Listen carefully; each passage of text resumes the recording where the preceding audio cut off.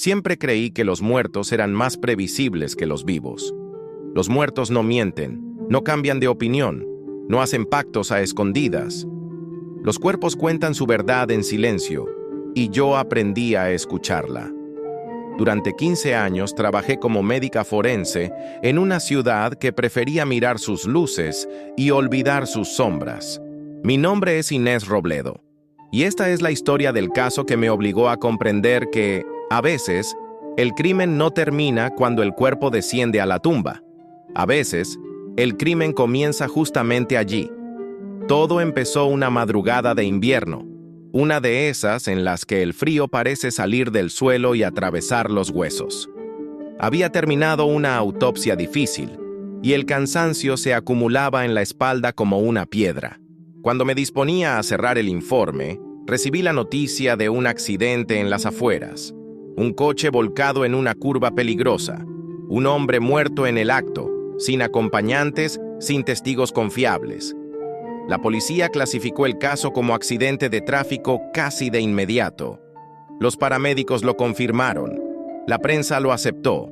Pero el cuerpo, cuando lo tuve frente a mí, contó algo distinto. El hombre se llamaba Manuel Ordóñez. Tenía 43 años, un leve sobrepeso, un reloj caro detenido a las 02:17 y un olor persistente a humo y metal. Según el informe oficial, había perdido el control del vehículo después de una noche de trabajo agotadora. Según mis ojos, había recibido un golpe en la nuca antes de estrellarse. La herida, limpia y precisa, no encajaba con el patrón del impacto. El cuello mostraba signos de torsión previa. Las manos no presentaban las típicas lesiones defensivas de quien intenta corregir el volante o protegerse. Supe, en ese momento, que no se trataba de un simple accidente. Sin embargo, no encontré ningún elemento externo concluyente. Las ropas no mostraban señales de lucha prolongada. No había fibras extrañas bajo las uñas. La toxicológica preliminar revelaba un nivel de alcohol moderado, pero no suficiente para justificar la pérdida total del control. Era como si alguien hubiera intervenido apenas unos segundos antes del choque, con un gesto rápido, calculado, destinado a asegurar que el coche hiciera el resto del trabajo sucio. Entregué mi informe señalando la incongruencia. La respuesta que recibí fue un silencio administrativo. El caso quedó registrado como accidente, a pesar de mis observaciones. No era la primera vez que sucedía. La ciudad tenía prisa por cerrar expedientes y prefería las historias simples. Un coche, una curva, una víctima, una explicación conveniente. Pero algo en la expresión del rostro de Manuel me acompañó a casa esa noche. Tenía la mandíbula ligeramente tensa, los músculos faciales crispados, como si hubiera visto algo en el último segundo. Algo que no esperaba. Pasaron unos días. El cuerpo fue entregado a la familia y enterrado en el cementerio central, en una tumba discreta, sin demasiada ceremonia. Manuel no era una figura pública ni un nombre especialmente conocido. Trabajaba como contador en varias empresas medianas, según los datos básicos del archivo. Nada que llamara la atención. O eso creí entonces. Una semana después, recibí la visita de una mujer que se presentó como hermana de Manuel. Traía ojeras profundas y el tipo de determinación que solo surge cuando la pena ya se transformó en desconfianza. Me explicó, con voz firme pero quebrada en los bordes, que su hermano había dejado un comportamiento extraño en los últimos meses. Constantes viajes nocturnos, llamadas en horarios imposibles, un miedo creciente a ciertas personas con las que nunca se atrevió a entrar en detalles. Según ella, él había insinuado en más de una ocasión que estaba involucrado sin querer en movimientos de dinero que no entendía por completo. Yo no era investigadora policial, pero llevaba tantos años observando la anatomía de la violencia que aprendí a reconocer el olor de algo mal enterrado, incluso cuando nadie más lo percibía. Algo en la muerte de Manuel no encajaba con la narrativa oficial ni con la vida que su hermana describía. Anoté mentalmente cada detalle que ella contó y, aunque oficialmente mi trabajo terminaba en la mesa de autopsia, Internamente decidí seguir el hilo. A los pocos días, otro hecho perturbador sacudió el cementerio central. Un empleado llamó a la comisaría para informar de un incidente extraño en la sección de tumbas recientes. Varias lápidas habían sido movidas, no dañadas ni profanadas, pero desplazadas apenas unos centímetros, como si alguien las hubiera empujado desde abajo. La mayoría de los policías se rieron al escuchar el relato del trabajador. Lo atribuyeron a vandalismo o a bromas de adolescentes. Pero el empleado insistió en que no había huellas de pisadas alrededor, ni marcas de herramientas, ni rastros de palancas o golpes. Las lápidas parecían haber flotado por un instante y luego vuelto a caer en otro lugar. Estas cosas, en una ciudad que se precia de racional, suelen quedar archivadas como molestias menores. Sin embargo, el encargado del cementerio mencionó un detalle que me hizo abrir los ojos. Entre las lápidas desplazadas se encontraba la de Manuel Ordóñez. La noticia me produjo una sensación extraña, una mezcla de curiosidad y recelo. Decidí acercarme al cementerio, no como parte de un protocolo oficial, sino por intuición personal. El día estaba gris, el viento se colaba entre los cipreses y las tumbas parecían más altas de lo normal. La tumba de Manuel estaba allí, discreta, con un montículo de tierra ligeramente hundido y una flor marchita en un costado. El mármol mostraba signos de haber sido movido recientemente, pero sin las marcas habituales de fuerza externa. Mientras observaba la disposición de las tumbas cercanas, noté que no era la única con señales de desplazamiento. Otras 3 tumbas recientes, de personas fallecidas en accidentes igualmente rápidos y convenientemente cerrados, presentaban el mismo patrón de ligera desalineación. Todas ellas pertenecían a hombres de edad similar, todos con trabajos discretos, todos declarados muertos en circunstancias que, al revisar mentalmente, recordaba como más simplificadas de lo habitual. Inevitablemente, mi mente comenzó a conectarlos. Lo que en papel eran historias independientes se transformaba, bajo aquella luz gris del cementerio, en un mosaico común. Muertes rápidas, expedientes cerrados, poca investigación real. Y ahora, tumbas inquietas. Esa noche, en mi apartamento, saqué copias de los informes de autopsia de los otros 3 hombres. Revisé cada detalle como si se tratara de un examen final. Las mismas incoherencias se repetían con pequeñas variaciones, golpes en lugares donde el accidente, en teoría, no explicaba del todo la lesión, rasguños en las muñecas que no encajaban con la mecánica descrita, leves hematomas en la nuca, justo en el punto donde una mano o un objeto pequeño podrían ejercer presión letal en el momento exacto. En todos los casos, mi informe forense había señalado dudas. En todos los casos, esas dudas habían sido suavizadas por la redacción final del expediente policial. Comprendí que había una tendencia incómoda. Ciertos casos preferían ser catalogados como accidentes. Y esas víctimas, sin quererlo, habían terminado compartiendo vecindario en el cementerio. Con el paso de los días, los rumores en torno al cementerio crecieron. El personal comentaba en voz baja que, algunas noches, se escuchaba un leve crujido de lápidas y un murmullo que nadie sabía localizar. Algunos afirmaban ver movimientos sutiles en la tierra, como si algo respirara bajo la superficie. A la mayoría le gustaba atribuir esos relatos a la sugestión, al cansancio o al temor antiguo que acompaña a cualquier lugar donde los vivos conviven con los muertos. Pero yo ya no estaba dispuesta a descartar tan rápido cualquier señal. Cuanto más observaba los informes de esos 4 hombres, más evidente se hacía que, en vida, estaban conectados por algo. Todos trabajaban, de una forma indirecta, para la misma red de empresas. Diferentes nombres, distintos rubros, pero los mismos accionistas de fondo. Nombres discretos, casi invisibles, que aparecían al pie de documentos legales firmados en despachos lujosos, lejos del ruido diurno. Manuel, como contador, había manejado cuentas sensibles. Los otros, desde distintos roles administrativos, habrían tenido acceso a números que pocas personas estaban autorizadas a ver.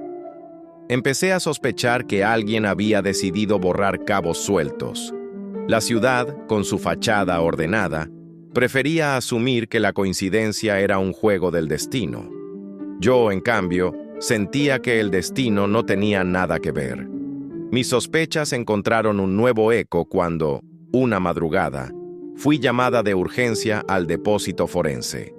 Un cuerpo recién exhumado había sido entregado para revisión.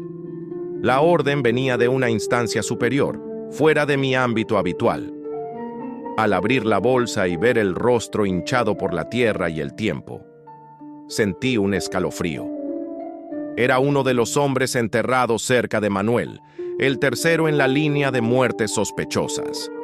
Un expediente que, en teoría, ya estaba cerrado desde hacía meses.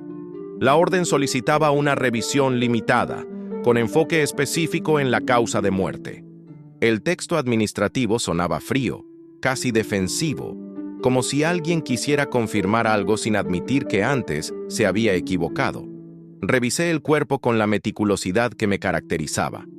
Los signos que antes se habían leído como resultado de una caída se revelaron, bajo un análisis más cuidadoso, como marcas de presión ejercida por manos humanas. La nuez del cuello presentaba microfracturas que no se correspondían con el informe original. Era como si alguien hubiera cerrado la garganta de la víctima con fuerza suficiente para cortar la respiración, pero lo justo para que la escena posterior desviara la atención. En la hoja de resultados, indiqué el hallazgo con todas las reservas técnicas necesarias. Sabía que mi conclusión, actualizada y reforzada, apuntaba en una dirección incómoda: homicidio. Volví a casa con la sensación de que alguien, en algún lugar, empezaba a perder el control de la narrativa. Cuando el poder comete errores, suele reaccionar con violencia o con silencio absoluto. Quise creer que aún estaba a tiempo de actuar antes de enfrentar cualquiera de las dos respuestas. Las noches siguientes, el cementerio se convirtió en un lugar casi obsesivo para mí. No iba con frecuencia, pero pensaba en él constantemente. Imaginaba las tumbas levemente desplazadas, los nombres grabados en piedra, las fechas de nacimiento y muerte tan cercanas entre sí. Imaginaba también los cuerpos debajo, algunos con historias incompletas, otros con secretos que nunca confesaron. Y hasta al mismo tiempo, pensaba en la red de empresas, en los accionistas invisibles, en los informes suavizados. Un domingo por la tarde, decidí volver sin avisar a nadie. El cementerio estaba casi vacío. El encargado me saludó con una mezcla de respeto y incomodidad. Caminé hasta la fila donde descansaban Manuel y los otros. Al observar con atención, noté algo nuevo. Pequeños montículos de tierra removida en los bordes de ciertas tumbas, como si la superficie hubiera sido alterada desde dentro, no desde arriba.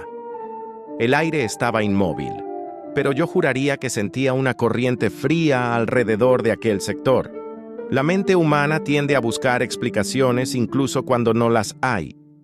Mi entrenamiento científico quería atribuir las deformaciones del terreno a la humedad, a la compactación natural del suelo o a la interacción del clima con los materiales. Pero una parte más antigua de mí, más instintiva y menos domesticada por la academia, susurraba otra cosa. Los muertos no estaban tranquilos. Aquella noche, mientras intentaba dormir, la sensación de un murmullo lejano no me dejaba en paz. No era un sonido real, sino una especie de eco mental. Imaginaba las voces de los hombres cuyo último relato había sido ocultado bajo informes mal redactados. Imaginaba a Manuel, al contador discreto que había querido hablar con alguien antes de morir, según su hermana. Imaginaba que, si existiera algún lugar donde la verdad se acumula cuando nadie la quiere escuchar, ese lugar debía estar bajo tierra.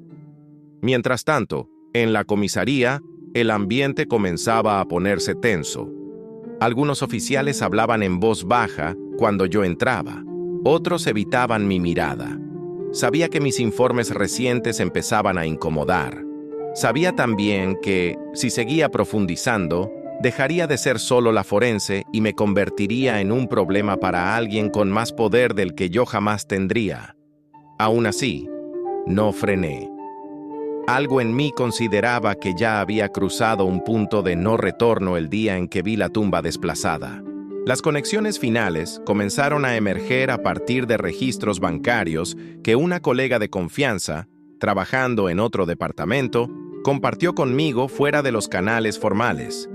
Todos los hombres muertos, incluyendo Manuel, aparecían ligados a un mismo patrón de transferencias irregulares, pequeñas pero constantes, hacia cuentas ubicadas en nombres que, una vez más, se repetían como un coro discreto en la sombra. Había una red de desvío de fondos que usaba empleados de bajo perfil como engranajes reemplazables, y cuando alguno empezaba a hacer preguntas, ocurría un accidente. No se trataba de una deducción basada en intuición, los números lo mostraban, los expedientes lo insinuaban, los cuerpos lo gritaban con huesos fracturados y marcas invisibles a simple vista. La única pieza que faltaba era la confesión de alguien vivo, y, por supuesto, esa pieza era la más difícil de obtener. Un día, al llegar temprano al instituto forense, encontré la puerta de mi despacho entreabierta. Nada parecía fuera de lugar, pero sobre mi mesa había un sobre sin remitente. Dentro, hallé una única nota manuscrita en letras apretadas y tensas. El mensaje no pedía, no explicaba, no amenazaba. Solo afirmaba algo. Era la descripción de otra muerte, todavía no reportada, con detalles suficientes como para que yo supiera que el autor de la nota estaba dentro del sistema. La nota terminaba señalando el cementerio, la misma sección donde descansaban Manuel y los otros, como el lugar donde todas las respuestas acabarían reuniéndose. Entendí que alguien, desde adentro, había elegido esa forma de participar. No podía hablar conmigo a la luz del día, no podía arriesgar su nombre, pero tampoco soportaba seguir viendo cómo las historias se deformaban. Aquella nota era una especie de confesión a medias, una mano temblorosa extendida desde un pasillo oscuro. Aquella misma semana, el cementerio central sufrió un incidente que finalmente llamó la atención de la prensa. Varias tumbas amanecieron abiertas, no totalmente, pero con la tierra removida y los ataúdes visibles. El hecho fue registrado como un posible acto de profanación, aunque nada había sido robado. Ningún objeto de valor faltaba, ningún féretro estaba violentado desde arriba. Lo único que se repetía era el patrón. Todas las tumbas afectadas correspondían a víctimas de supuestos accidentes cerrados con rapidez. Los mismos nombres que yo venía viendo en los informes. La ciudad, por primera vez, mostró incomodidad real.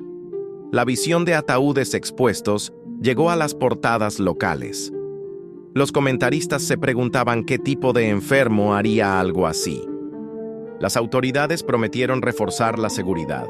El cementerio fue rodeado de cámaras y guardias adicionales, pero yo sabía, al ver las fotos, que aquello no era obra de vándalos aficionados, era un mensaje, un gesto teatral construido alrededor de una verdad incómoda. Los muertos reclamaban otra versión de sus historias.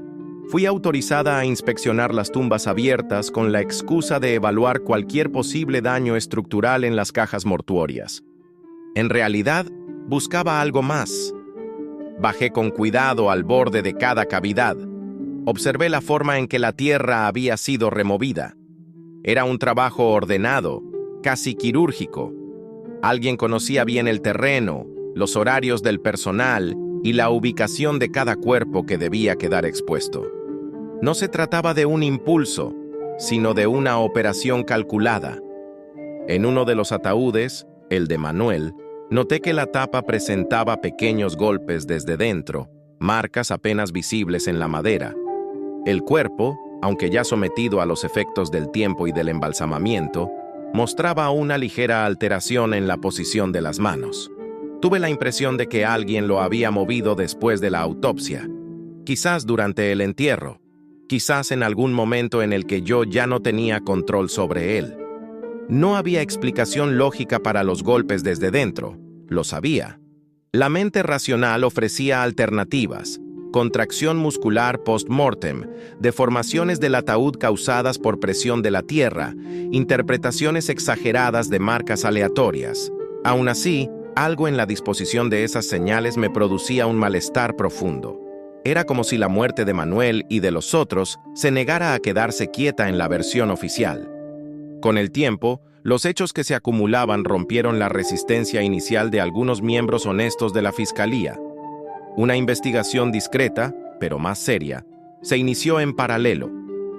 Yo fui llamada a declarar en varias ocasiones, tanto por mis hallazgos técnicos como por mis sospechas. Expliqué lo que había visto en los cuerpos, las conexiones entre las empresas, las tumbas alteradas, los ataúdes expuestos. Lo hice con el lenguaje frío de la anatomía, pero mis palabras llevaban la carga de todas las noches que había pasado imaginando que el cementerio me observaba tanto como yo lo observaba a él. La red de desvío de fondos y eliminación de testigos comenzó a salir a la superficie como una estructura oxidada que el río arrastra inevitablemente hacia la luz. Nombres que habían aparecido de forma tímida en las últimas páginas de contratos menores se convirtieron en figuras centrales. Uno a uno, fueron cayendo engranajes intermedios: administradores, abogados, contadores secundarios. Algunos aceptaron acuerdos para reducir penas a cambio de delaciones controladas. Otros optaron por el suicidio en circunstancias sospechosamente ordenadas. No fue un proceso limpio ni heroico. Fue una lenta descomposición de un mecanismo que había funcionado durante años a la vista de todos, amparado por la indiferencia. Nunca se supo con certeza quién había destapado físicamente las tumbas aquella noche. El personal de seguridad afirmó no haber visto a nadie. Las cámaras, curiosamente, se encontraban fuera de servicio durante el horario exacto del incidente, justo cuando un corte de energía afectó el barrio. Oficialmente, fue clasificado como un hecho sin responsables identificados. Extraoficialmente, se convirtió en una leyenda urbana que aún hoy algunos repiten en voz baja: la historia de las tumbas inquietas que obligaron a la ciudad a mirar aquello que había preferido enterrar sin preguntas. Yo seguí trabajando como forense durante algunos años más. Cada nuevo cuerpo que llegaba a mi mesa era tratado con el mismo respeto minucioso que siempre había intentado mantener. Sin embargo, algo había cambiado en mí. Ya no veía los cementerios como lugares estáticos donde el pasado se guarda ordenado bajo lápidas. Empecé a pensar en ellos como archivos vivos, llenos de historias incompletas que, de vez en cuando, buscan grietas para salir. Cuando camino cerca del cementerio central, aún hoy, a veces siento una ligera vibración bajo los pies, como si la tierra murmurara. No es un sonido real, sé que es la memoria la que amplifica el viento y el crujido de las raíces. Pero no puedo evitar interpretarlo como un recordatorio. Recuerdo las tumbas desplazadas, los ataúdes abiertos, las marcas en la madera desde dentro. Recuerdo los informes suavizados, las muertes catalogadas como accidentes convenientes, las conexiones financieras que preferían no aparecer en ningún titular. Sobre todo, recuerdo la expresión de Manuel en la camilla y la tumba que se negaba a quedarse alineada con las demás. Si algo aprendí de ese caso es que el crimen no termina cuando se firma el último papel, ni cuando el cuerpo se entierra, ni cuando la ciudad decide pasar a otra cosa. El crimen sigue respirando en los informes olvidados, en las autopsias mal leídas, en los cementerios donde ciertas tumbas se mueven apenas lo suficiente como para incomodar a quien se atreve a mirarlas de cerca. Yo fui una de esas personas durante un tiempo. Escuché lo que los cuerpos tenían que decir. Observé cómo las lápidas se desplazaban como piezas de un tablero que alguien más estaba moviendo. No sé si lo hice por valentía, por obsesión o por incapacidad de aceptar historias incompletas. Solo sé que, desde entonces, cada vez que firmo un certificado de defunción, me hago la misma pregunta en silencio. Si algún día esa tumba decidiera hablar, ¿confirmaría lo que estoy escribiendo ahora? El caso de las tumbas inquietas de Santa Adela terminó archivado bajo un nombre técnico, frío y alambicado. Para los registros oficiales, fue el detonante de una importante operación anticorrupción. Para los periódicos, una curiosidad macabra que alimentó titulares durante algunas semanas. Para mí fue otra cosa. Fue la prueba de que, incluso bajo la tierra, la verdad encuentra formas insospechadas de levantarse unos centímetros, desplazar mármol, doblar madera, obligar a los vivos a mirar lo que no quieren ver. Esa fue la noche en que el cementerio habló. Y, desde entonces, comprendí que mi trabajo no era solo abrir cuerpos y describir lesiones. Mi trabajo, en el fondo, era escuchar. Y mientras quien escucha esté dispuesto a no cerrar los ojos, siempre habrá una posibilidad, aunque pequeña, de que el crimen no se salve solo con una lápida bien alineada.